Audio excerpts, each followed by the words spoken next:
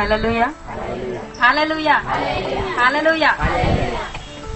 అందరూ బాగున్నారా? నిజంగా బాగున్నారా? బాగుంటే ఒకసారి నవ్వుతూ హల్లెలూయా చెప్పండి. ఇంకొకసారి హల్లెలూయా హల్లెలూయా. దేవుడు మిమ్మల్ని దీవించను గాక. మరి వాక్యంలోకి వెళ్దాము.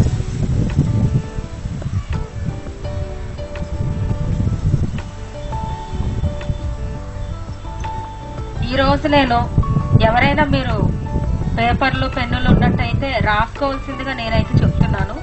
రాసుకున్న వారు ఆల్రెడీ ఉన్నారు. కానీ ఈరోజు నేను మాట్లాడబోయే అంశం ఏంటంటే మన ప్రపంచాన్ని పట్టి పీడిస్తున్న సమస్యలకు 4 పరిష్కారాలు నేను చెప్పబోతున్నాను ఈరోజు.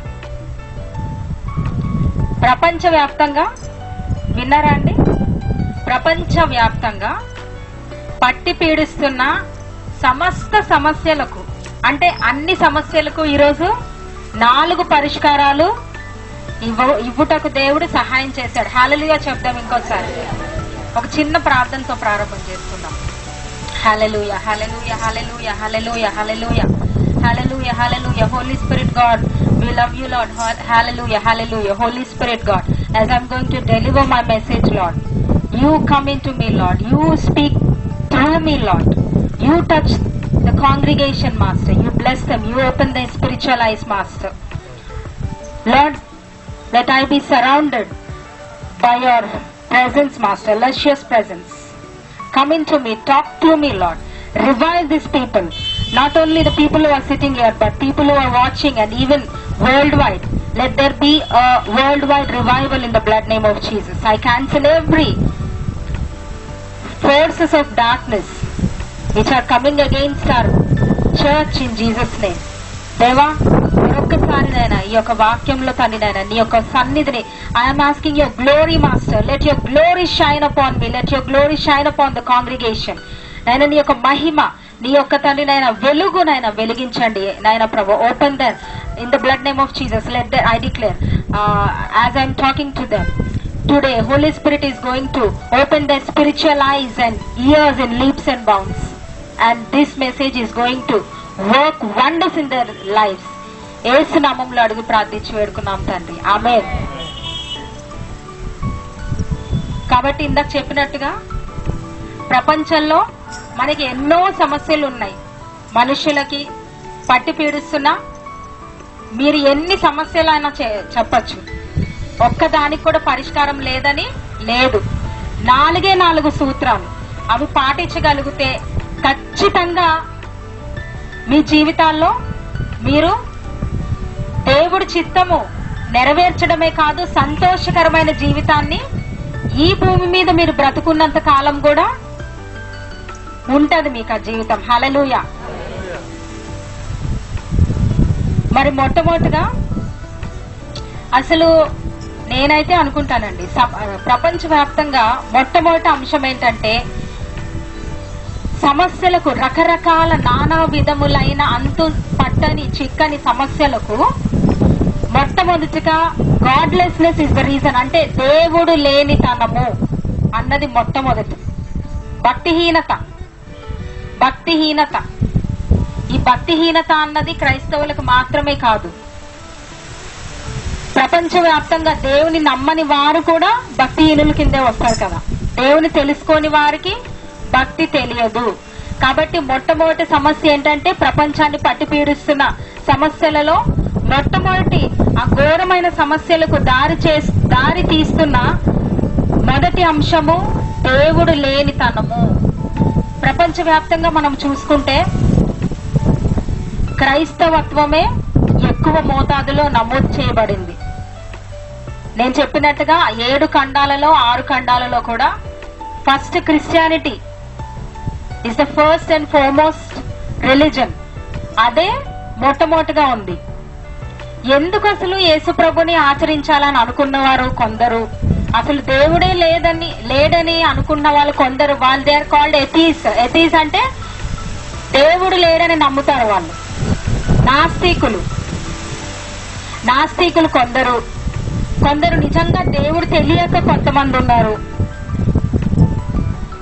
ఈ సృష్టి అంతటిని చూసినప్పుడు ప్రపంచవ్యాప్తంగా ఒక్కొక్క వ్యక్తికి దేవుణ్ణి నమ్ముకున్న వాళ్ళని మినహాయిస్తే మనకైతే తెలుసు ఈ సృష్టి ఎవరిది, మనల్ని ఎవరు చేశారు అవన్నీ.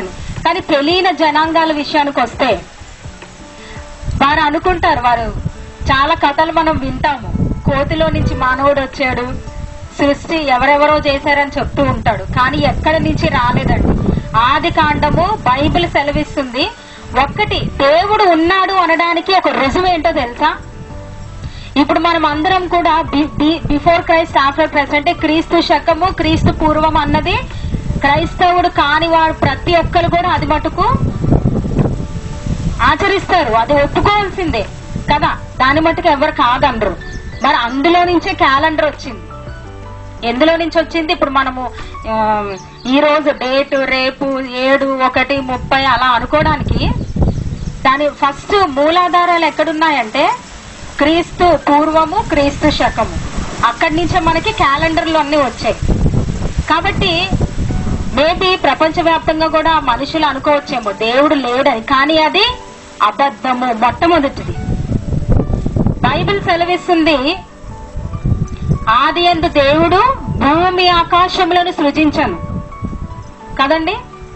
భూమిని, ఆకాశాన్ని, సముద్రాన్ని, మనకి పగలుని, రాత్రిని, సమస్తం ఎవరు సృజించాడు?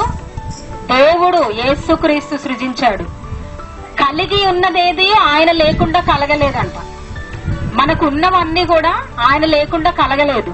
ఈ చెట్టు గాని, మనము గాని, బిల్డింగ్స్ అన్ని సమస్తము, అటు ఆకాశం మనుషులు చేశారా అండి? సైంటిస్టులు చేశారా? కాదు. ఆకాశం కూడా దేవుడే చేశాడు. నీళ్లు దేవుడే చేశాడు. నక్షత్రాలు, ఎంతో అందమైన చందమామ, ఆ వేడిని పుట్టించి, ఆ సూర్యుడు, మార్స్, మెర్క్యూరీ, 9 ప్లానెట్స్ అన్ని కూడా ఎవరు చేశారు? దేవుడు చేశాడు. తర్వాత మానవుల్ని ఎవరు చేశాడు? దేవుడు చేశాడు. కాబట్టి మొట్టమొదటిగా ప్రశ్న, చాలా మంది ప్రశ్నించే వారికి ఈ రోజు నేను సూటిగా సమాధానం చెప్తున్నాను. దేవుడు లేడు అనుకున్న వాళ్ళు ఎవరు? బుద్ధిహీనులు. కాబట్టి దేవుడు ఉన్నాడు మొదటిగా. రెండవది, దేవుడు ఉండి కూడా నిజమైన దేవుణ్ణి వెతకపోవడం వల్ల సమస్యలన్నీ ప్రపంచాన్ని చుట్టుకుంటున్నాయి. దేవుణ్ణి ఉంచుకొని కూడా దేవుణ్ణి ఎతకలేని ఒక అవసరం లేదు నాకు దేవుడితో అన్న ఆ యొక్క వ్యక్తిత్వం, మనస్తత్వం వల్ల, ఆ యొక్క క్యారెక్టర్ వల్ల వాళ్ళకి సమస్యలు. కొంతమంది చూస్తారు, దేవుడు లేని జనాలకు చాలా రకరకాల సమస్యలు ఉంటాయి, వాటిని ఎవ్వరు కూడా తీర్చలేరు. కానీ వాళ్ళు తెలుసుకోవాల్సింది ఏంటంటే ఒక్క దేవుడు మాత్రమే వాళ్ళకి ఆ సమస్యలకి పరిష్కారం ఇస్తాడు. అందరు హల్లెలూయా చెప్తాం. యేసుక్రీస్తులోనే ఈరోజు సమస్త సమస్యలకు పరిష్కారాలు ఉన్నాయి. ఆ యేసుక్రీస్తుని, ఆ దేవుణ్ణి, నిన్ను సృష్టించిన వాడిని నువ్వు వద్దనుకుంటే ఇక నీ కోసం మేము ప్రార్థన చేస్తాం, మేము ఏం చేయలేము కదండి. అందుకే దేవుడు మనల్ని ప్రార్థన చేయమని కోరుతుంటాడు. తెలుసుకోలేని వాళ్ళు మన ప్రార్థనల ద్వారా మారుతారు. వారి ఆత్మీయ నేతలు ఎప్పుడైతే దేవుడు తాకుతాడో వాళ్ళకి ఆ స్పృహ వస్తుంది అనమాట. ఆ స్పృహ వస్తుంది. అప్పుడు వాళ్ళు దేవుని గురించి ఎతకడం ప్రారంభిస్తారు. కాబట్టి ఈ ప్రపంచాన్ని పట్టి పీడిస్తున్న సమస్యలకు కారణము మొట్టమొదటిగా దేవుడు లేని తనము. మొట్టమొదటిది దేవుడు అన్నవాడు అవసరం లేదు. ఇప్పుడు అమ్మా నాన్న ఎంత ముఖ్యమో దేవుడు అంతకన్నా కూడా ముఖ్యం. అవునా కాదా అండి? మనకు అమ్మా నాన్న ఇచ్చింది కూడా ఎవరు? దేవుడే. అక్క చెల్లెళ్ళని అందరు ఇచ్చింది కూడా దేవుడే. అలాంటి దేవుడిని పక్కన పెట్టినప్పుడే నీ జీవితంలో ఎటూ పాలిపోయినటువంటి సమస్యలు వస్తాయి. కాబట్టి దేవుణ్ణి ప్రతి మనిషి హృదయంలో ఒక వాయిడ్ ఉంటది, అంటే ఒక ఖాళీ పెట్టాడంట దేవుణ్ణి. దేవుడు ప్రతి మనిషి హృదయంలో ఖాళీ ఉంచాడు. ఆ ఖాళీ ఎవరి ద్వారా భర్తీ చేయబడుతుందంటే ఒక్క దేవుడు మాత్రమే భర్తీ చేయబడుతుంది. నీ యొక్క తల్లి భర్తీ చేయలేదు ఆ ఖాళీని, నీ యొక్క తండ్రి భర్తీ చేయలేడు, నీ అన్నదమ్ములు, అక్క చెల్లెళ్ళు, నీ బంధువులు, నీకు ఒకవేళ డబ్బులు ఉండొచ్చేమో, అవేవి కూడా నీకు ఆ స్థానాన్ని పూడ్చలేవు, భర్తీ చేయలేవు. It cannot fulfil that void. కాబట్టి మొట్టమొదటిగా దేవుణ్ణి వెతికిన వారు, దేవుణ్ణి కలిగి ఉన్న వారికి ఎన్ని బెనిఫిట్స్ ఉన్నాయో మనకి బాగా తెలుసు కదండి. ఫస్ట్ అసలు నరకం నుంచే తప్పిస్తాడు దేవుడు. దేవా యేసుప్రవ్వా, నువ్వు నా దేవుడివి, నేను నిన్ను నమ్ముతున్నాను, నా పాపాలు కడుగు, నేను చనిపోయినప్పుడు నీ పరలోక రాజ్యానికి నన్ను చేర్చుకో అన్న ప్రతి ఒక్కరికి మొట్టమొదటిగా అందుకే అంటాడు దేవుడు యెహోవా దేవుడుగా గల జనులు ధన్యులు అన్నాడు. యెహోవా అన్నాడు ఇక్కడ, ఇంక వేరే ఏమి పెట్టలేదు. యేసయ్య ఎవరికైతే దేవుడుగా ఉంటాడో వాళ్ళు ధన్యులు. వాళ్ళకి ఎన్ని కష్టాలు వచ్చినా సరే అటన్నిటికీ కూడా యెహోవా దేవుడు జవాబులు రాసించాడు బైబిల్లో. హల్లెలూయా, హల్లెలూయా. కాబట్టి రెండవ దీనికి వెళ్దాం ఒకసారి. సరే, దానికన్నా ముందు దేవుడు లేని బ్రతుకుల్లో ఎలా ఉంటుందో 2 తిమోతి 3వ అధ్యాయము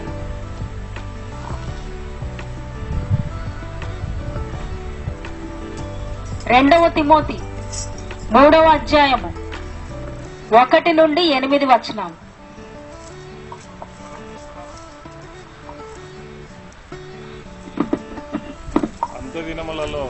అంత్య దినములలో అపాయకరమైన కాలములు వచ్చునని తెలుసుకొనుము. ఎలాగనగా మనుషులు స్వార్థప్రియులు. ఒకసారి చూడండి, ఇవన్నీ ఇప్పుడు చెప్పబోయేవి అన్ని కూడా పౌలు భక్తుడు తిమోతి రాసిన పత్రికలో గాడ్లెస్నెస్ అన్న దానికంటే దేవుడు లేని యొక్క పరిస్థితి ఎలా ఉంటుందో వివరించాడు. ఆ పరిస్థితులు ఇప్పుడు చదవబడుతున్నాయి. మొట్టమొదటిగా ధనాపేక్ష, స్వార్థప్రియులు, బింకములాడువారు,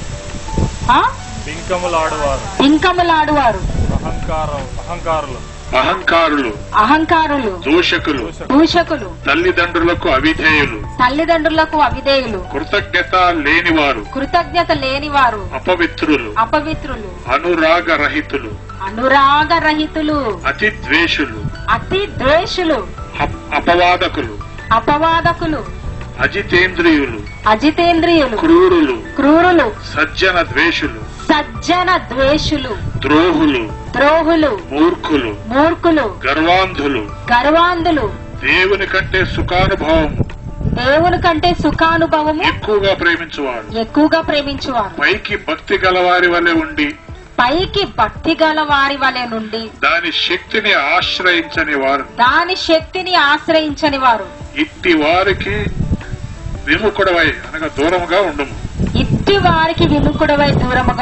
చూసారా అండి, ఇప్పుడు ఇవన్నీ మనం లోకంలో చూడట్లేదా? చూస్తున్నాం కదా.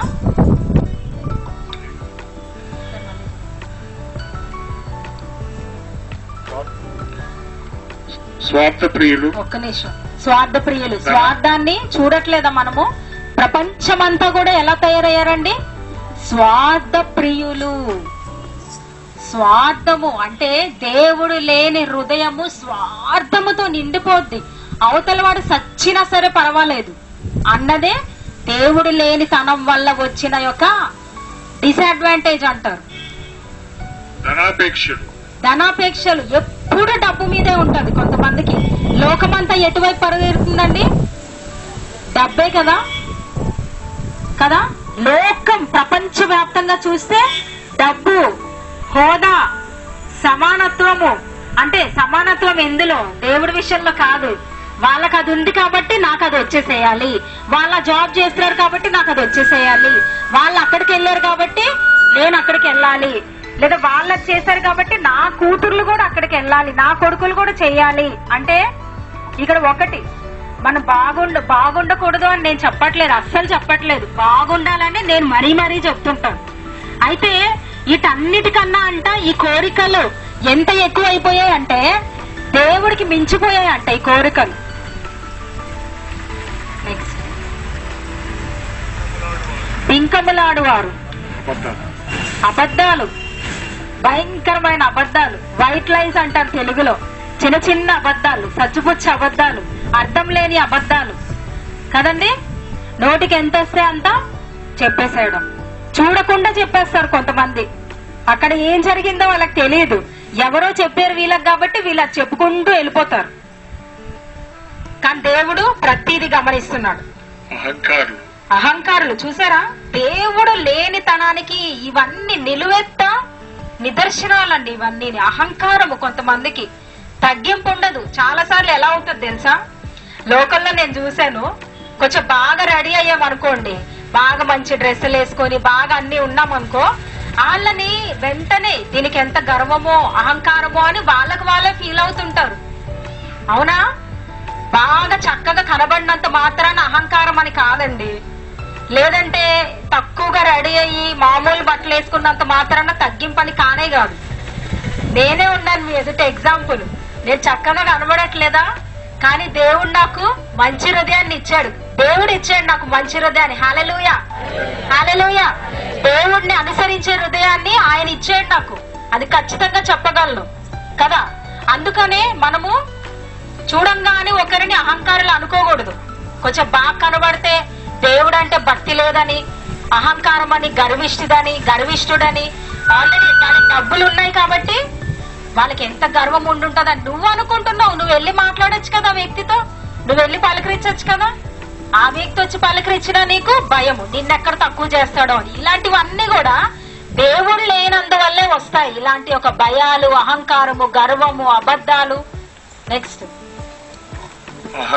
దూషకులు, దూషించేవారు. దేవుడు లేనందువల్ల చూడండి ఎంత బ్యాడ్ ఎఫెక్ట్. దూషణ, ఇష్టం వచ్చినట్టు మాట్లాడటము. లోన ఈ రోజుల్లో ఏమవుతుందంటే, ఆ మాటకు వస్తే సేవకులని, దేవుని బిడ్డలు చాలా దూషించబడుతున్నారు. 2 రకాల దూషణలు మనం ఎదుర్కొంటున్నాం. Outside the church and inside the church. 2 రకాల దూషణ. అవుట్ సైడ్ ద చర్చ్ అంటే సంఘానికి బయట దేవుణ్ణి ఎరగని వాళ్ళు మనల్ని దూషిస్తున్నారు కదండి. దేవుణ్ణి నమ్ముకున్నందుకు ఒక దూషణ. 2వ దూషణ సంఘములోనే సేవకులని దూషిస్తున్నారు. మళ్ళీ ఇందులోనే మళ్ళీ వేరైపోయారు. వాళ్ళు ఎలాగా అలాగున్నారు. ఇక్కడ మన వాళ్ళు కూడా అలాగే ఉన్నారు. లేదా తోటి వారిని దూషిస్తుంటారు. అదంతా దేవుణ్ణి కలిగి ఉన్న హృదయము చేయగలిగిన పని మాత్రం ఇది కాదు. బయటకి చాలా సార్లు అండి ఏంటది, దూరపు కొండలు నునుపు. నిజంగా కూడా నేను చిన్నప్పుడు దూరం నుంచి కొండలు చూసి మా డాడీతో అనేదాన్ని, డాడీ నేను కొండెక్కేస్తానని. చాలా పేచి పెట్టేదాన్ని ఇంత చిన్నప్పుడు. నేను వెళ్తాను కొండెక్కుతానని. ఒకసారి తీసుకెళ్లారు, కారు ఆపి రా నాన్న కొండెక్కుతా అన్నవాళ్ళు. ఒక్కసారి అది అంత ఎత్తుకుండడం చూసి అమ్మో నేను ఎక్కలేదు అని వచ్చేసాను. కాబట్టి దూరపు కొండలు నునుపని ఎందుకన్నానంటే, ఈ రోజుల్లో ఏదైతే మనం దూషించబడుతున్నామో, చాలా మంది సువార్థికులు, క్రైస్తవులు దూషించబడుతున్నారు. కానీ లోపల పరిస్థితి అలా కాదండి. బయట నుంచి వాళ్ళ కార్లు, వాళ్ళ స్టేజ్, వాళ్ళ ఇది మీరు చూసి చాలా మంది తప్పుగా అనుకుంటున్నారు. కానీ దగ్గరికి వెళ్తే వాళ్ళు కొండ ఎంత ఘోరమైతే ఉంటుందో అన్ని మెట్లు ఎక్కుతేనే గాని వాళ్ళకి ఆ యొక్క మనకి వాళ్ళంత ఇంపుగా కనబడలేరు. అర్థమైందా మీకు నేను చెప్పింది? దూరం నుంచి నువ్వు అనుకుంటావు వాళ్ళకేంటి బాగా దాచుకుంటున్నారు. ఎప్పుడు కూడా మనకు తెలియకుండా అస్సలు మాట్లాడకూడదండి. ఈ రోజులు నేను అదోటి వింటున్నాను. ఎక్కడికన్నా వెళ్ళినా సరే సేవకులు, టీవీ ప్రసంగికులు లేదా పాస్టర్లు వాళ్ళు వీళ్ళని అంటే తప్పుగా మాట్లాడేసుకోవడం. నేను అంటాను, ఒకవేళ వాళ్ళు అలా ఆ స్థితిలో ఉన్నారో లేదో తర్వాత సంగతి అండి. నేనైతే అనుకుంటాను, ఎవరైనా నాకు ఏదైనా చెప్తే వేరే పాస్టర్స్ గురించి అస్సలు నేను కామ్ అయిపోతాను. ఏమనను. చూడమ్మా, అది నిజమైనా సరే దేవుడు వాళ్ళని చూసుకుంటాడు. మన బాధ్యత కాదండి అది. మన బాధ్యత అది కాదు. చేతనైతే మనం ఒకవేళ నిజంగా నీకు తప్పుగా అనిపిస్తే నువ్వేం చేయాలి? ప్రార్థన చెయ్యి, లోపలికి వెళ్ళి కదా ప్రార్థన చెయ్యొచ్చు. అంతేగాని గబుక్కను ఒక మాట జారేమంటే అది మనకు చాలా ఉరి అయి కూర్చుంటదండి. ఒక సేవకుణ్ణి అంటే ఆ యొక్క కష్టాలు మామూలుగా రావన్నమాట. ఒక అభిషేకించబడ్డ వారిని మనము గాని ఒక మాట జారిపోయామంటే చాలా, దేవుడు అన్నాడు కదా, నన్ను అభిషేకించిన వాడిని నువ్వు ముట్టద్దు. నీకేదన్నా అనిపిస్తే నువ్వు నాకు చెప్పుకో, ఆయన సంగతి నాది, ఆమె బాధ్యత నాది, నీది కాదు అని అన్నాడు. దేవుడు చాలా రౌష్యముగా, పౌరుషంగా లేస్తాడు అనమాట. అర్థమైందా?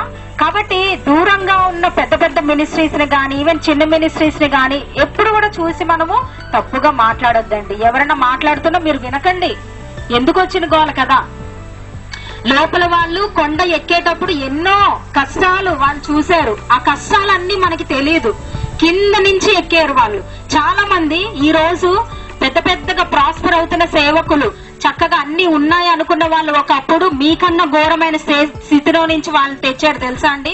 వాళ్ళు ఒకనొక దినాన వాళ్ళ భార్య పిల్లలకి తిండి కూడా పెట్టలేని స్థితిలో ఉండి ఉపవాసాలు ప్రార్థనలు చేసి దేవుణ్ణి అనుసరించి ఉట్టి కాలుతో సువార్తకెళ్ళి అలా చేస్తే దేవుడు ఎందుకు దీవించడండి? దీవిస్తాడు ఖచ్చితంగా. అలా దీవించబడిన వాళ్ళు చాలా మంది ఉండొచ్చు, మనకు తెలియదు కదండి. వెనకాల విషయాలు మనకు తెలియనప్పుడు మనం మాట్లాడుకోకపోవడమే ఉత్తమం.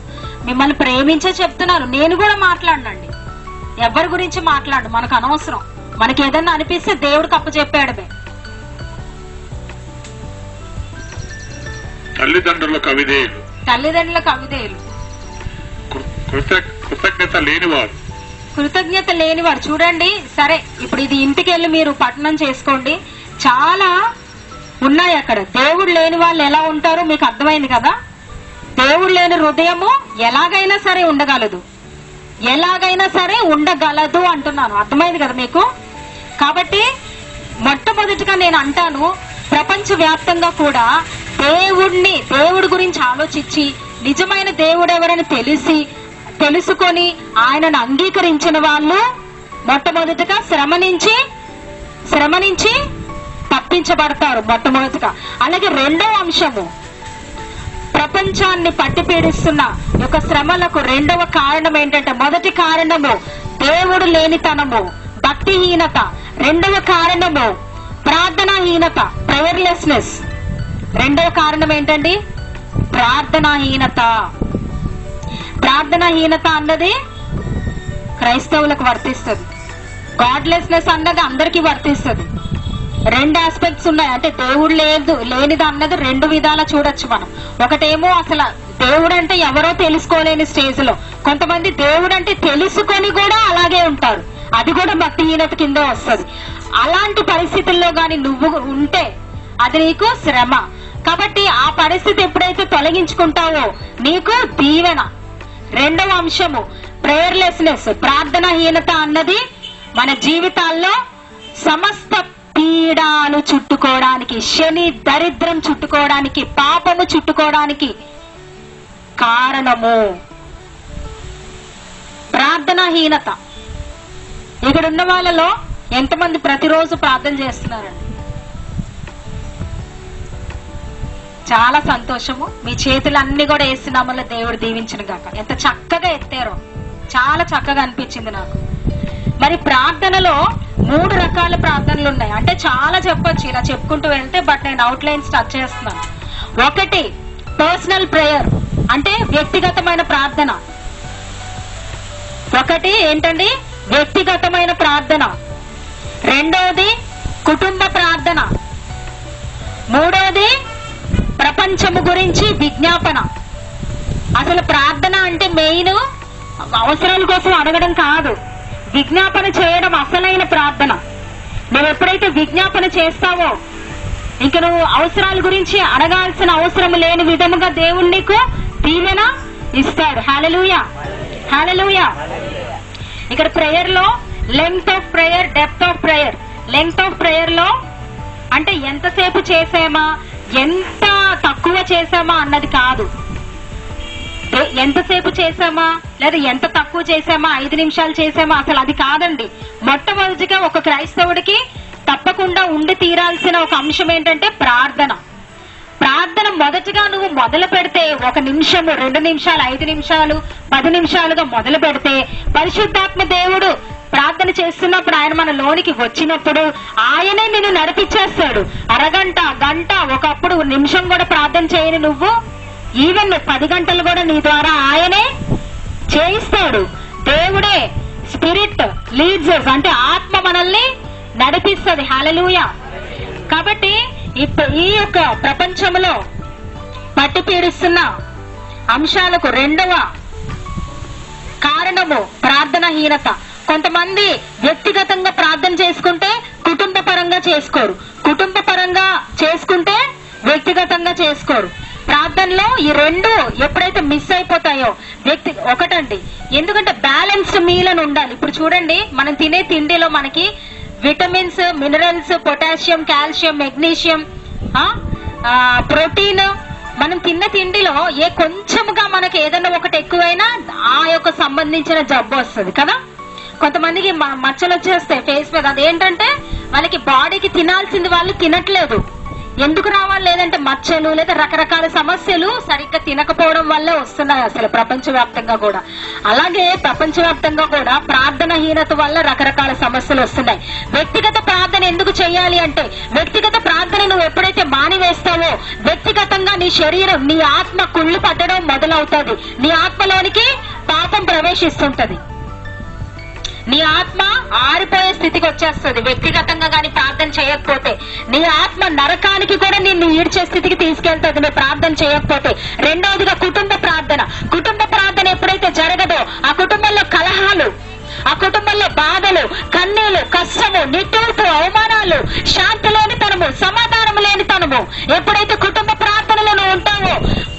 చూడండి, ఒక పాట ఉంది కదా, కుటుంబముతో ప్రార్థించగా కొదువకుండెను. నెక్స్ట్ ఏంటి? ఐక్యతతో ప్రార్థించగా. కుటుంబంతో ప్రార్థిస్తే కొదువ ఉండదు నీకు. కుటుంబంతో ప్రార్థిస్తే, ఐక్యతతో ప్రార్థిస్తే లేమి ఉండదు నీకు. ఎటువంటిదైనా సరే నువ్వు, నీ భర్త, నీ పిల్లలు కూర్చుంటే అవి వెళ్ళిపోవాల్సిందే. నేను సవాల్ చేసి చెప్తున్నాను.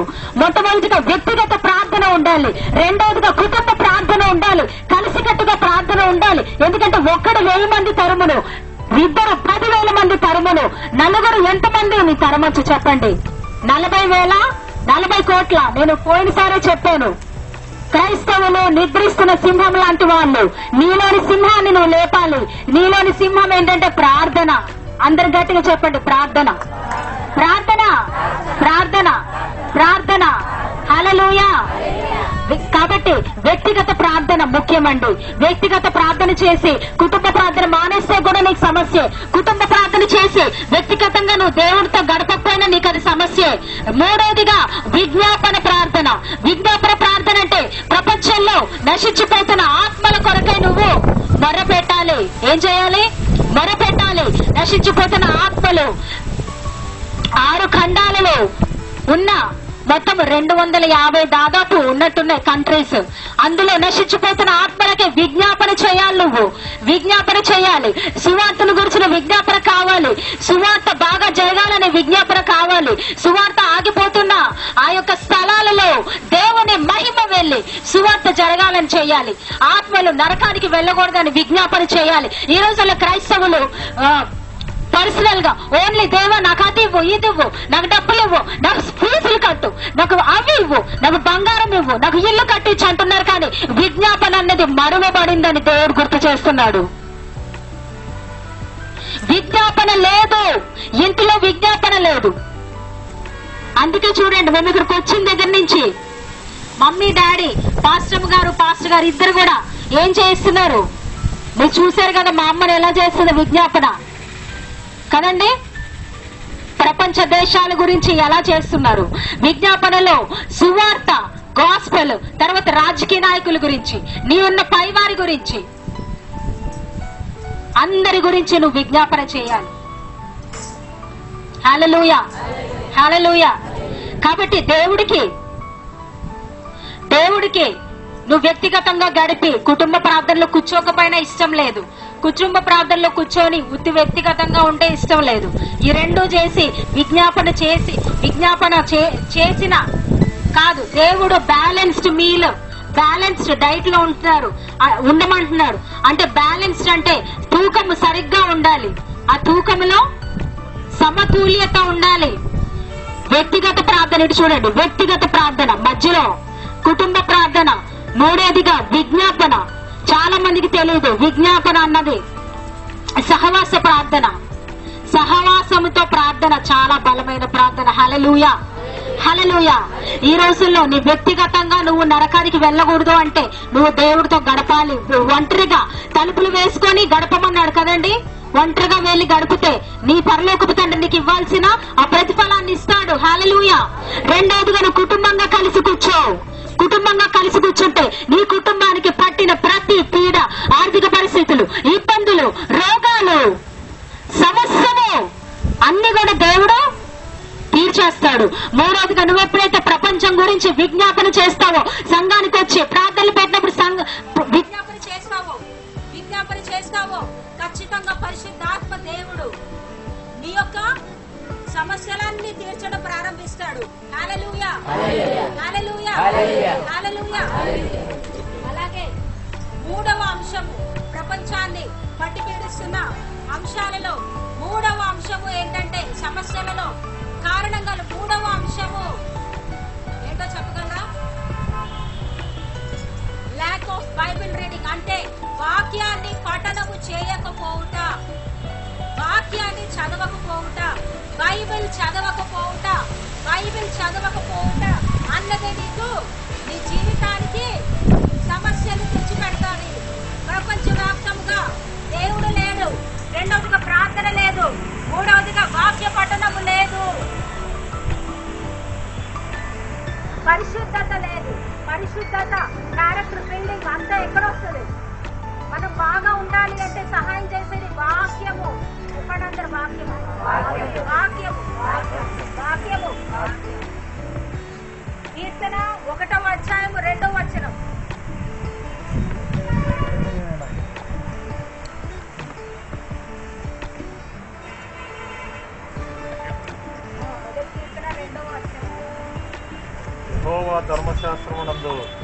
యెహోవా ధర్మశాస్త్రమును ఆనందించుచు దివారాత్రము దానిని ధ్యానించువాడు ధన్యుడు.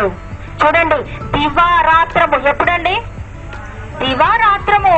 పగలు లేదు, మధ్యాహ్నం లేదు, సాయంత్రం లేదు, రాత్రి లేదు. నువ్వు ధ్యానించాలి. నీకు చదువు రాకపోతే నువ్వు వినాలి, వాక్యం విను.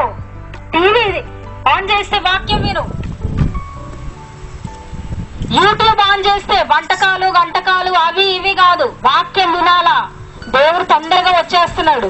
మీరు ఒక గంట వాక్యం విని మిగతావి చూసుకోండి. వంటలు చూసుకుంటారో, కార్యక్రమాలు చూసుకుంటారో, ఆ తర్వాత సంగతి. కానీ దేవుడికి ఇవ్వాల్సినది మటుకు మనము ఇచ్చేసేయాలి. హల్లెలూయా, హల్లెలూయా. ఎందుకు మనం వాక్యము చదవాలి అంటే, ఇట్ ఈస్ అ డైరెక్టర్. అంటే డైరెక్టర్ ఏమంటారు తెలుగులో? దర్శకుడు. ఏదన్నా ప్రతి ప్రోగ్రామ్ కి కూడా ఒక దర్శకుడు లేకుండా ఏ ప్రోగ్రాము అవ్వదండి కదా, ఒప్పుకుంటారా?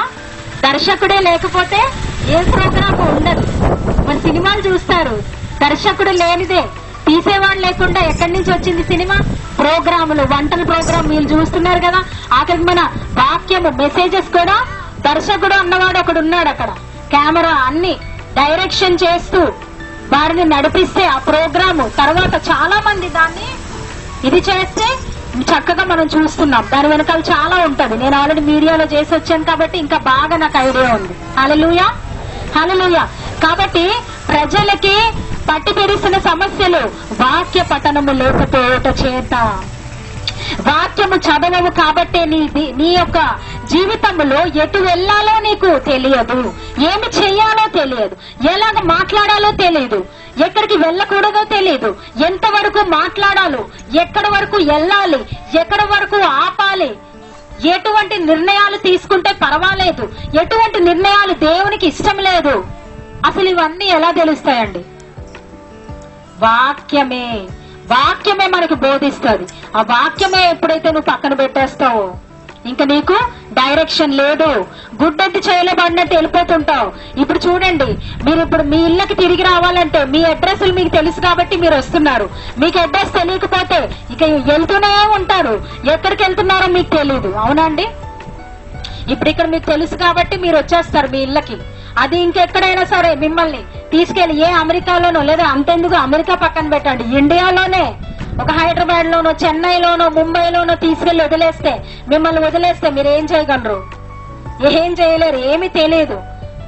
కానీ అదే ముంబైలో వాక్యం తెలిసిన వాడివైతే నువ్వు వాక్యాన్ని పఠనం చేసుకొని నువ్వు దారి వెతుక్కుంటూ వెళ్తావు. దేవుడు నీకు దారి చేస్తాడు. తెలుసా అండి? నీ నిండా దేవుడితో నింపబడితే ఏది కూడా నీకు అసాధ్యంగా ఉండదు. నిన్ను తీసుకెళ్లి అమెరికాలో పడేసిన నీకు నువ్వే బ్రతకన్నా నువ్వు బ్రతకగలవు. అది దేని వల్ల? వాక్యం వలన. వాక్యము మన ఆత్మకు మాత్రమే ఆహారం కాదు, మన ఎముకలకు సత్తువనిస్తుంది. హల్లెలూయా. హల్లెలూయా. కాబట్టి ఈ రోజు దిశని చూపించేదేది మనకి వాక్యము. హల్లెలూయా, హల్లెలూయా. నువ్వు ఎప్పుడైతే వాక్యాన్ని పక్కన పెడుతున్నావో యు ఆర్ ఫర్బిడింగ్ యువర్ క్రియేటర్, అంటే నీ యొక్క సృష్టికర్తని నువ్వు మరిచినట్టు లెక్క. ఆది యందు వాక్యం ఉండను, వాక్యమే దేవుడై ఉండను. ఎంత చక్కగా చెప్పారు దేవుడై ఉండను అని. మరి వాక్యము దేవుడై ఉన్నప్పుడు మనము చదవాలి కదండి, పఠనము చేయాలి కదా. మనం చదివే 2 వచనాలు 5 వచనాలు సరిపోదు. మన బ్రతుకు కడగబడాలి అంటే, పరిశుద్ధత రావాలి అంటే, పరిశుద్ధమైన జీవితము, దేవుడికి ఇష్టమైన జీవితం మనలో రావాలి అంటే నువ్వు రేయనక పగలనక నువ్వు చదువుతూనే ఉండాలి. హల్లెలూయా, హల్లెలూయా. ఒకవేళ నువ్వు గంటలు చేయకపోవచ్చు, కానీ ఒక వచనంతో మొదలు పెట్టు, 5 వచనాలతో మొదలు పెట్టు, 10 వచనాలతో మొదలు పెట్టు. ఒకవేళ నీకు ఇందాక కూడా చెప్పాను, చదవడం రావకపోతే వాక్యం వినండి, వినండి, వినండి, వినండి. వాక్యం వింటున్నప్పుడు ఏమవుతుంది తెలుసా? వాక్యంలో వినుట ద్వారా బెనిఫిట్స్ చూద్దామండి. ఏంటంటే మీకు డైరెక్షన్ వస్తుంది, మీకు విజ్డమ్, నాలెడ్జ్ అంటే జ్ఞానం వస్తుంది, వివేకము, వివేచన, వివేకము, తెలివి, విశ్వాసము, పరిశుద్ధత అన్ని వస్తాయి మీకు. రాలేనిదంటూ ఏది లేదు. అలాగే చదవడం వల్ల వచ్చే ఒక బెనిఫిట్స్ అంటారు, అంటే బెనిఫిట్స్, లాభము. ఏమేం లాభాలు వస్తాయి తెలుసా? మనము ఆత్మలో లోతుల్లోనికి వెళ్తాం మొట్టమొదటిగా. రెండవదిగా స్టెబిలిటీ, అంటే ఒక నిలకడగల ప్రవర్తనలోనికి దేవుడు తెస్తాడు. పాపపు స్థితి, మనలోని పాపము కడిగి కడిగి కడిగి ఒక నిలకడలోనికి దేవుడు, పాపము లేని ఒక స్థితికి దేవుడు మనలోనికి తెస్తాడు. మూడవది మనకి మన యొక్క క్యారెక్టర్ గ్రోత్, అంటే మన యొక్క వ్యక్తిత్వాన్ని వాక్యం కడతాది. మనలో ఉన్న తప్పులన్నీ చూపించడం ప్రారంభిస్తుంది. ఏవే విషయాలైతే మార్చుకోవాలో అవన్నీ మనకి వాక్యము వెలుగై ఉన్నదండి. వెలుగు ఎప్పుడైతే వెలిగించబడిందో అక్కడ ఉన్నవన్నీ మనకు కనబడతాయి కదండి. చీకటిగా కరెంటు పోయినప్పుడు ఏమి ఎక్కడున్నాయో తెలియదు. ఒకసారి కరెంటు రాగానే ఏ వస్తువు ఎక్కడుందో నువ్వు ఎందుకు చెప్పగలవు? కరెంట్ వచ్చింది కాబట్టి వెలుగు పడింది నీ మీద. ఆ వెలుగు నీ మీద పడాలి అంటే వాక్యము, వాక్యము నీకు వెలుగుగా ఉంటది, నీకు దీవెనకరముగా ఉంటది. వాక్యం అనే వెలుగు ఎప్పుడైతే నీ ఆత్మ మీద పడిందో, నువ్వు ఎప్పుడైతే దాన్ని రేయనక పగలనక రాత్రనక పగలనక నువ్వు చదువుతూ ఉంటావో అప్పుడు నీకు వెలుగు వెలిగించబడతావు. ఆ వెలుగులోనే నీకు పాపము ఫస్ట్ తీసేస్తాడు దేవుడు, పరిశుద్ధతలోనికి నడిపిస్తాడు, ఆయనకి ఇష్టమైన రీతిలోనికి నిన్ను తెస్తాడు. ఎప్పుడైతే ఆ యొక్క పరిస్థితి నీకు ఏర్పడుతుందో అక్కడి నుంచి నువ్వు you will go to success, అంటే విజయములోనికి నిన్ను నడిపిస్తుందండి వాక్యము. చూసారా ఎక్కడ నడిపిస్తుంది? విజయములోనికి నడిపిస్తుంది. విజయము ఎక్కడికి నడిపిస్తుంది? సంతోషంలోనికి నడిపించదా? మీకు విజయం కలిగితే సంతోషం కాదా? మీకే కాదు మాకు కూడా సంతోషం కాదా? మీకు విజయం కలిగితే అందరికీ సంతోషకరమైనది విజయం అన్నది. హల్లెలూయా, హల్లెలూయా. చాలా సార్లు మనం దేవుణ్ణి బాధ పెడుతూనే ఉంటాము. బాధ పెడుతున్నాము అని కూడా ఒక తెలియని పరిస్థితే దేని వల్ల వస్తుందంటే వాక్యము చదవకపోవడం వల్ల వస్తుంది. అర్థమైందా అండి? వాక్యము చదవకపోవడం వల్ల పరిస్థితిలో ఉంటావు. అందుకే వాక్యము చదివినప్పుడు నీకు కనువిప్పు కలుగుతుంది. వాక్యం ఏం చేస్తుంది? కనువిప్పు కలుగు చేస్తుంది, రెవల్యూషన్ ఇస్తుంది నీకు. అంటే నీకు రెవల్యూషన్, ప్రత్యక్షత కలుగు చేస్తుంది. నీ మైండ్ మీద, నీ హృదయంలో, నీ జీవితంలో నిన్ను ఏలుబడి చేస్తున్న మబ్బు, ఏ మబ్బు వల్ల అయితే నువ్వు పైకి రాలేకపోతున్నావో ఆ మబ్బులన్నీ తొలగించి వేస్తుంది వాక్యం. హల్లెలూయా. అలాగే దేవుడి చిత్తాన్ని తెలుసుకోలేకుండా ఉంచేది, తెలుసుకోలేకుండా ఉండగలిగే స్థితి వాక్యహీనత. వాక్యం ఎప్పుడైతే చదవవో దేవుడి చిత్తం అన్నదే నీకు పట్టదు. దేవుడి చిత్తం చేయకపోయినా నీకు సంతోషంగా ఉంటది. కానీ వాక్య పఠనం ఎప్పుడైతే ఎక్కువసేపు నువ్వు వాక్యాన్ని పఠిస్తావో, పఠనం చేస్తావో, చదువుతావో, అప్పుడు అయ్యో ఏంటి నా సొంత దారిలో నేను వెళ్తున్నట్టున్నాను, దేవుడి చిత్తానికి నేను మర్చిపోయాను అన్నది నీకు ఆ స్పృహ దేవుడు ఇస్తాడు. దేవుడు ఎలా ఇస్తాడు? వాక్యము చదవడం ద్వారా ఇస్తాడు.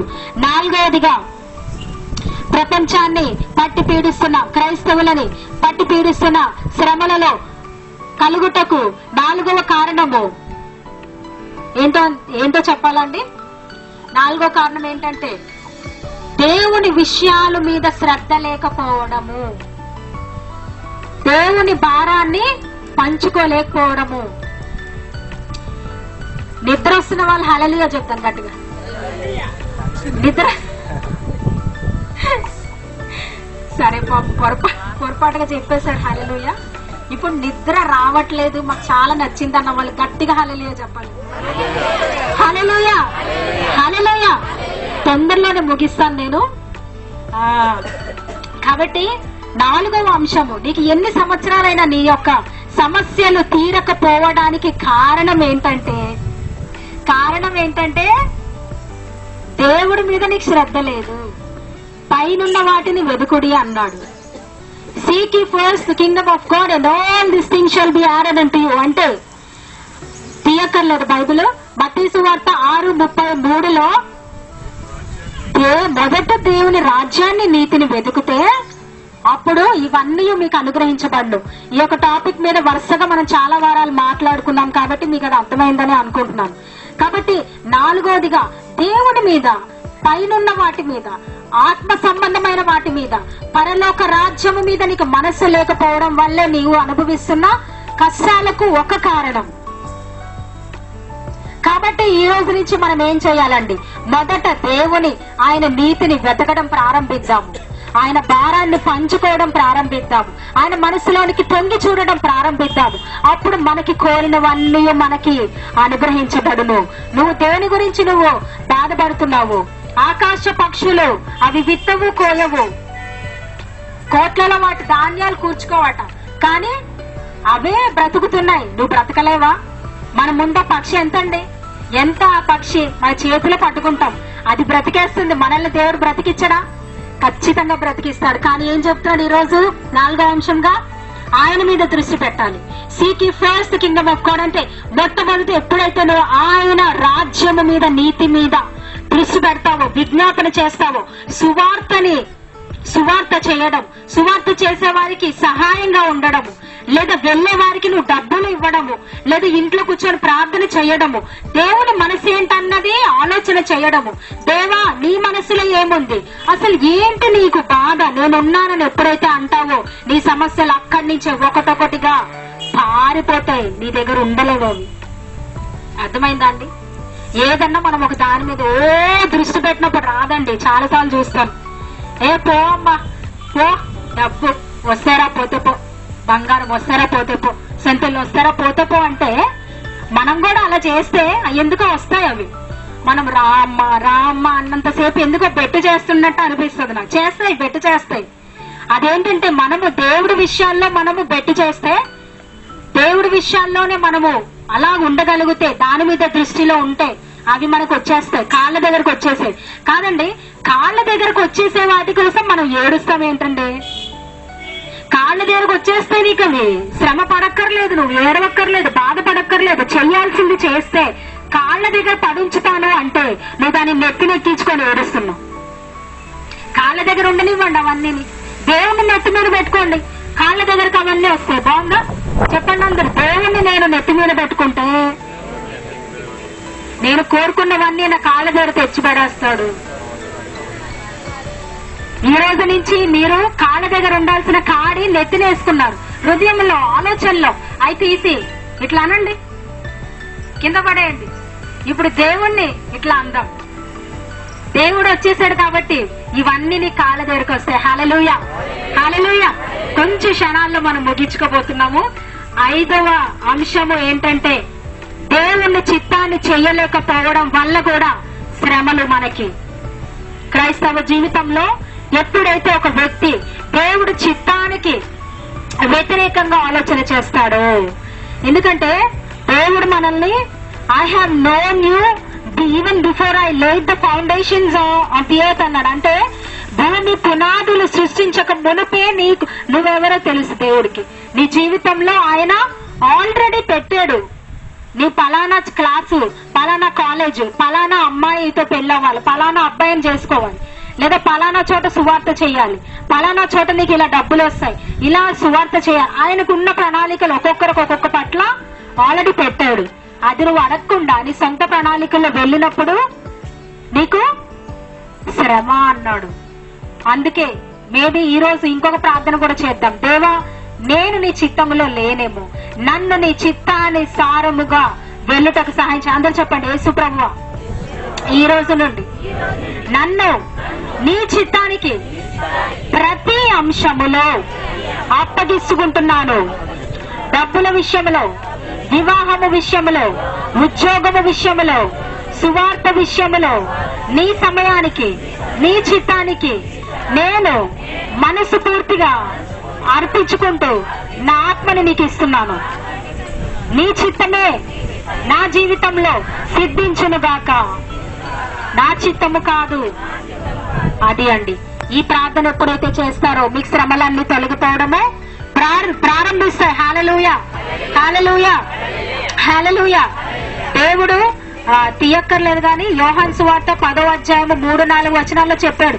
అంటే he teaches, God can teach humble people. అంటే తగ్గింపులో ఉన్న వారికి ఆయన చిత్తాన్ని ఆయన బయలుపరుస్తాడంట.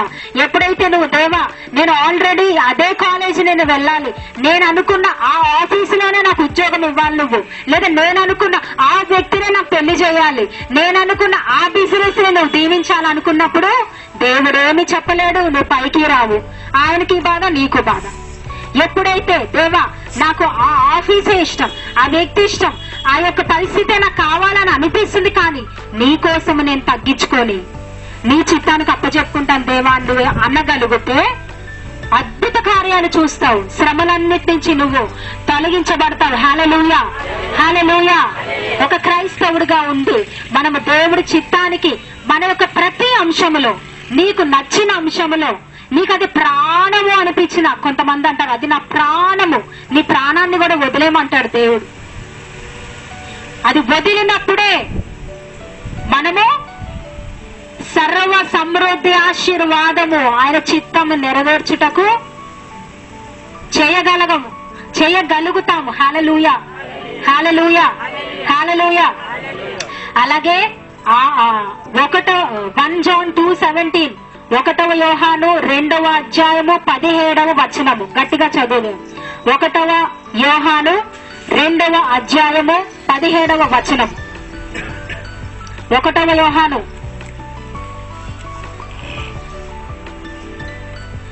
చాలా మంది జీవితాల్లో అప్పటి వరకు స్తంభించిపోయిన పరిస్థితుల్లో ఎందుకున్నారంటే, నేను చాలా మంది జీవితాల్లో చూశానండి. వాళ్ళు ఎప్పుడైతే వాళ్ళకి ఇష్టం ఉన్నా లేకపోయినా దేవుడి చిత్తానికి అర్పించుకున్నారో అక్కడితో వాళ్ళ జీవితాలు వెలిగిపోయారండి. హల్లెలూయా. ఈ రోజు నువ్వు వెలుగుగా ఉండి లోకానికి వెలుగుగా ఉండదలుచుకుంటే మాత్రము నువ్వు దేవుడి చిత్తానికి సమర్పించుకోమంటున్నాడు. హల్లెలూయా. అందరినీ అనుకోనివ్వండి. చాలా సార్లు మనకి మనుషులు మనల్ని ఏమనుకుంటారు, మనం అలా చేస్తే మనుషులు మనల్ని అవమానిస్తారు. వాడేమో 50,000 ఉద్యోగానికి పోయాడు, వాడికేమో పెళ్లి అయిపోయింది, కానీ నేను ఇంకా లేను అన్నది తీసేసుకోండి. దేవుడి చిత్తములో నువ్వు ఉన్నప్పుడు కొన్ని అవమానాలు నీకు ఎదురైనప్పటికీ వాడు 50కి వెళ్తే నీకు దేవుడు 5 కోట్ల ఇస్తాడండి. హల్లెలూయా. వాడు నీకన్నా ముందు వెళ్ళిపోయాడని నువ్వు అనుకుంటున్నావు, వాడికి 50 వచ్చింది, కానీ నీకు 2 కోట్లు ఇద్దామని దేవుడు అనుకుంటున్నారు. కాబట్టి నువ్వు ఆ సిగ్గుకి అవమానానికి నువ్వు ఏడ్చుకోవాలి, బాధపడద్దు. మనుషులు ఎలా చేస్తారంటే, మనుషులకి నీకు ఒక ఇల్లు ఉంటేనే నిన్ను ప్రేమిస్తారు, గౌరవిస్తారు. ఒక బండి ఉంటేనే నీకు ఆ మాత్రం గౌరవం. కారు ఉండాలి, సొంతిల్లులు ఉండాలి, బంగారాలు ఉండాలి, చీరలు ఉండాలి. వాళ్ళతో సమానంగా నువ్వు లేకపోతే ప్రేమించరు. కానీ నువ్వు వాళ్ళ దగ్గర గాని నువ్వు సిద్ధపడు. ఉద్యోగం లేకపోయినా కొన్ని సంవత్సరాలు నువ్వు సిద్ధపడి అవమానానికి ఓర్చుకొని నువ్వు దేవుడి చిత్తానికి ఎదురు చూస్తే తర్వాత వాళ్ళు చాలా బాధపడతారు. అయ్యో, నేను దేవుడి చిత్తానికి అవును అనకుండా తొందరపడి వెళ్ళిపోయి వాడేమి చెయ్యట్లేదు అనుకున్నాను, కానీ ఈ రోజు దేవుడు నాకు ఎంత మంచి ఉద్యోగం ఇచ్చాడు.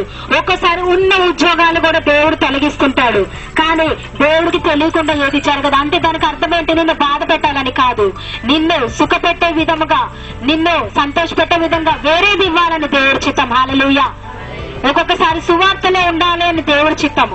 కొంతమంది ఉద్యోగాల్లో ఉండండి అంటే సువార్త చేస్తానంటారు, సువార్తలో ఉండంటే ఉద్యోగాలు అంటారు.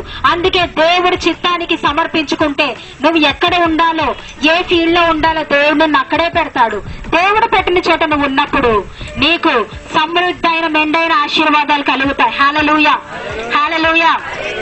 అలాగే ఆఖరి అంశము, సమస్యలకు కారణం ఏంటో తెలుసా అండి? ఎప్పుడు చూసినా లోకపరమైన టీవీ ప్రోగ్రాములు అందులోనే ఉండడం వల్ల ఏమవుతుందో తెలుసా? దేవుడి పట్ల నీకున్న యొక్క ప్రేమని, ఆసక్తిని దూరము చేస్తాయి. అవన్నీ ఏంటండి? లోకపు ఆత్మలు. అందరూ చెప్పండి, లోకపు ఆత్మలు. కాబట్టి అది లోకపు ఆత్మ. It is very dangerous, it is venomous. అంటే విషము ఉంది ఆత్మలో. చాలా సార్లు మంచిదే, నువ్వు చూసే ప్రోగ్రాం మంచిదే చూస్తున్నాను అనుకోవచ్చు. 10 నిమిషాలు చూసి పక్కన పడేయాలి. అరగంట చూస్తే 2 గంటలు ప్రార్థన చేయి, ఇంకొక అరగంట ప్రార్థన చేయప్పుడు పోనీ అలాగన్నా చెయ్యండి, బయటకు వస్తారు. ఏదన్నా ఒక మంచి వంట కార్యక్రమము, లేదా కొంచెం మనకి ఎంటర్టైన్మెంట్ కూడా అప్పుడప్పుడు అవసరం కాబట్టి కొంచెం మంచివి ఏమన్నా ఉన్నాయనుకో, ఏదో వంట ప్రోగ్రాంలో, స్పోర్ట్స్, క్రికెట్, ఏదో ఒకటండి చూడాలనిపించినప్పుడు 10 గంటలు దాని మీద ఉండకుండా నువ్వు 4 గంటలకి నీకు ఆ కార్యక్రమం చూడాలనిపిస్తే 2 గంటల నుంచి నువ్వు ప్రార్థనలో కూర్చొని 4 గంటలకు చూడు కొంతసేపు కదా. అంతేగాని నువ్వు ఎప్పుడు చూసినా ఏమన్నా అంటే నేనేమి చెడ్డ కార్యక్రమాలు చూడట్లేదు, నేను మంచివే చూస్తున్నాను. ఆ మంచి కార్యక్రమాలే నిన్ను దేవుడి పట్ల నీకు ఉండాల్సిన ఆ యొక్క ఫైర్ ని లాక్కుంటాయి. ఆ యొక్క అగ్నితో రగలాల్సిన నువ్వు, మండాల్సిన నువ్వు, పరిశుద్ధాత్మతో రగలాల్సిన నువ్వు, అవి నిన్ను ఏం చేస్తాయి అంటే నీకు తెలియకుండానే దేవుడు అనే ఒక దాని మీద ఇంట్రెస్ట్ లేకుండా నిన్ను చేసేస్తాయి.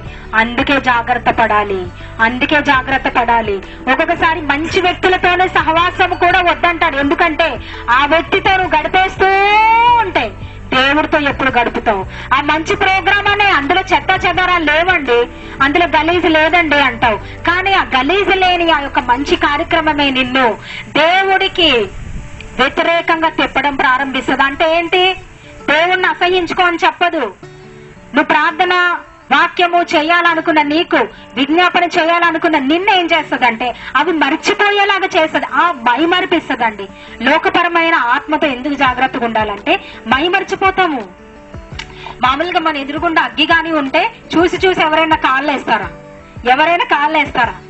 నేనైతే వెయ్యను, మీరు వెయ్యరు. కానీ అలాంటిదే అది కూడా. అవి చూస్తూ లోకపరమైన వాటి ప్రోగ్రామ్స్ లో నువ్వు ఇన్వాల్వ్ అయిపోయి ఉంటే అక్కడ ఎదురుగుండా అగ్గి ఉన్నా సరే నువ్వు కాళ్ళు వేసేస్తావు, కాలిపోతావు. ఎప్పుడు కూడా ఇంతటితోనే మొదలవుతుంది. అందుకే ఇంతలోనే మీరు జాగ్రత్త పడండి అని దేవుడు హెచ్చరిక చేస్తున్నాడు. హల్లెలూయా, హల్లెలూయా, హల్లెలూయా. చివరిగా ఒక్క వచనం చదువుకొని ముగించుకుందాం. 2 తిమోతి 4వ అధ్యాయము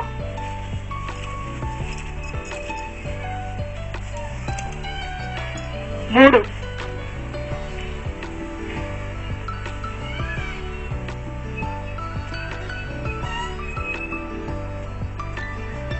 2 తిమోతి 4వ అధ్యాయం. ఎందుకనగా జనులు హితబోధలు సహింపక, అంటే చూడండి, మంచి బోధలు ఇష్టపడరంట. దురద చెవులు గలవారై. మంచి బోధలు వారికి దురద పుట్టించేస్తాయి. ఏంటి అలా చెప్తున్నారు? వారికి బాగుపడండి అయ్యా అంటే దురదంట, నచ్చదు. నెక్స్ట్, స్వకీయ దురాశలకు అంటే స్వంత ఆశలు. ఎంత ఇచ్చినా దేవుడు ఇంకా ఇంకా ఇంకా సొంత అనుకూలమైన బోధకులను చూడండి ఏం చెప్పాడు ఆఖరికి?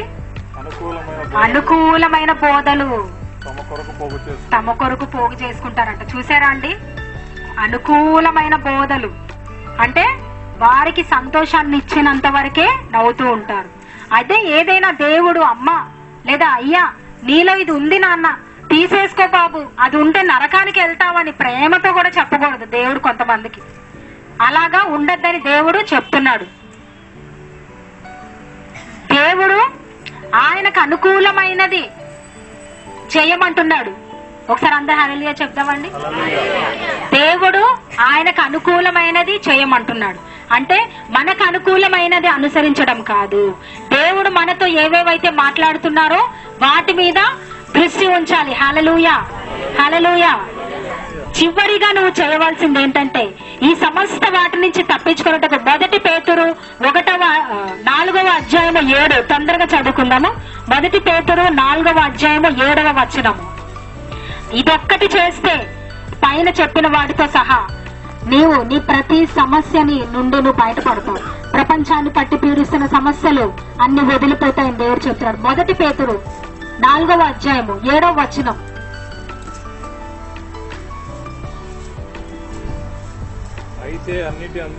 అయితే అన్నిటి అంతము సమీపం ఉన్నది కాగా మీరు స్వస్థ బుద్ధి గలవారై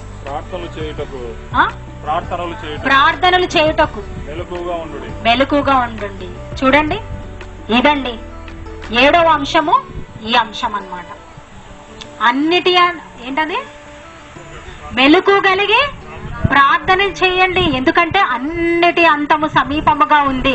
స్వస్థ బుద్ధి కలిగి ఉండండి. స్వస్థ బుద్ధి ఎప్పుడు వస్తుందండి? మనం ఇందాక మాట్లాడుకున్న విధముగా ఏ యొక్క క్రైస్తవుడైతే వాక్యాన్ని ప్రార్థనని సచ్చినా సరే నేను వదలను అనుకున్న లాంటి క్రైస్తవుడికి స్వస్థ బుద్ధి కలుగుతుంది. హల్లెలూయా, హల్లెలూయా. కాబట్టి ఏం చెప్పాడండి? అన్ని అంతమైపోతున్నాయి. ప్రపంచము అంతానికి చేరుకుంటుంది. మా డాడీ ఎప్పుడు 2వ రకడ ప్రసంగాల్లో చెప్తూ ఉంటారు కదా, behold I'm coming in the clouds, every eye shall see him. అంటే Jesus Christ is coming back to this planet earth very very soon అని చెప్తారంటే యేసుక్రీస్తు మన లోకానికి అతి తొందరలో తిరిగి రానై ఉన్నాడంట. అంతము లోకం అంతమైపోతుంది. నువ్వు దేని వెనకాలైతే ఏ డబ్బు వెనకాలైతే పరిగెడుతున్నావో ఆ డబ్బు ఒక రోజు చిత్తు కాగితాల్లాగా అంతానికి తెస్తానంటున్నాడు దేవుడు.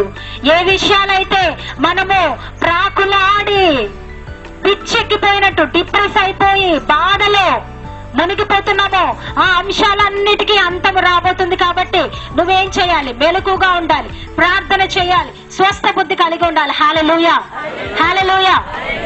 కాబట్టి నేను చెప్పిన విధంగా మన ప్రపంచాన్ని పట్టి పీడిస్తున్న సమస్త సమస్యలకి చెప్పుకున్నాం కదండి. మొట్టమొదటిగా చెప్పండి, అందరూ వరుసగా రాసుకుంటారేమో రాసుకోండి.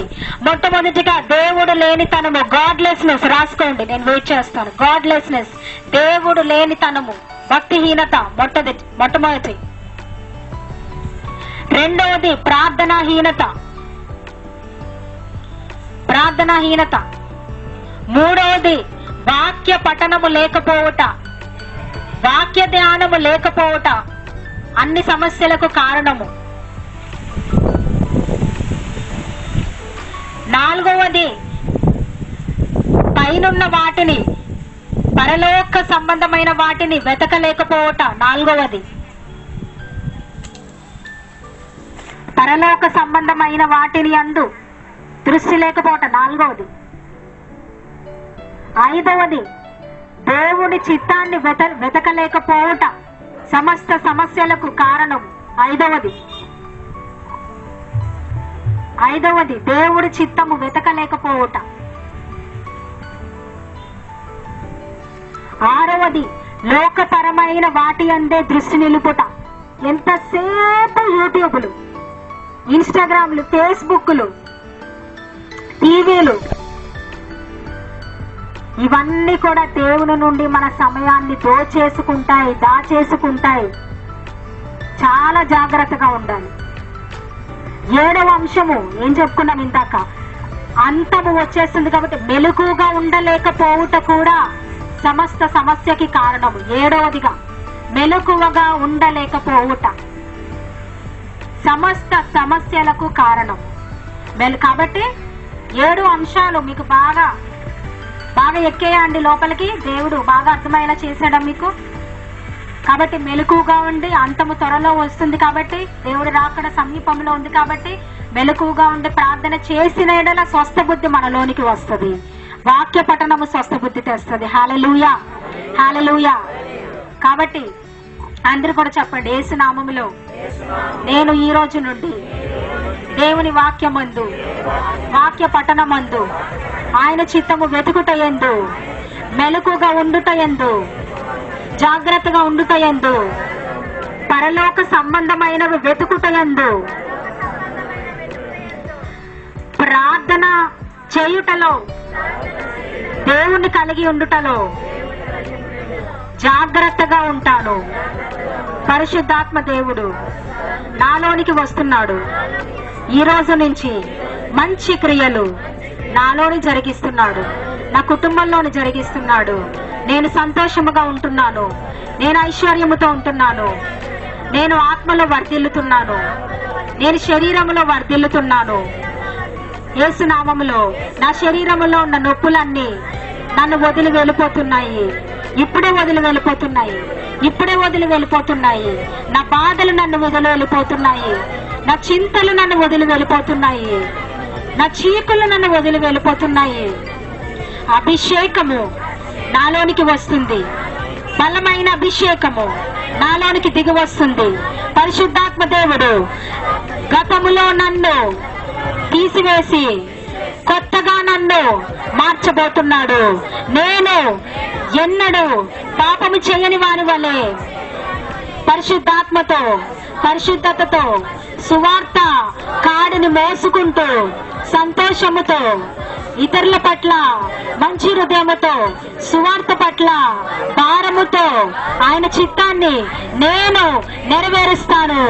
యేసు నామములో గతములో ఎన్నడూ చూడని నన్ను ప్రపంచము చూడబోతుంది. ఆమేన్. సైతాను క్రియలు నా జీవితంలో, నా కుటుంబంలో యేసు నామములో నాకు దూరం అయిపోతున్నాయి.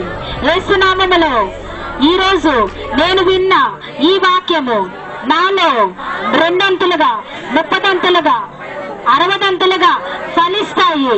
నాలో, నా కుటుంబంలో ఫలిస్తున్నాయి. ఆమేన్, ఆమేన్, ఆమేన్. దేవుడి వాక్యాన్ని దీవించును గాక. ఈ చెప్పబడిన ఈ యొక్క వాక్యం చుట్టూరు దుష్టుడు ముట్టకుండా యేసు రక్తాన్ని కంచె వేస్తూ మిమ్మల్ని అందరినీ కూడా మనస్ఫూర్తిగా దీవిస్తూ ఈ వాక్యం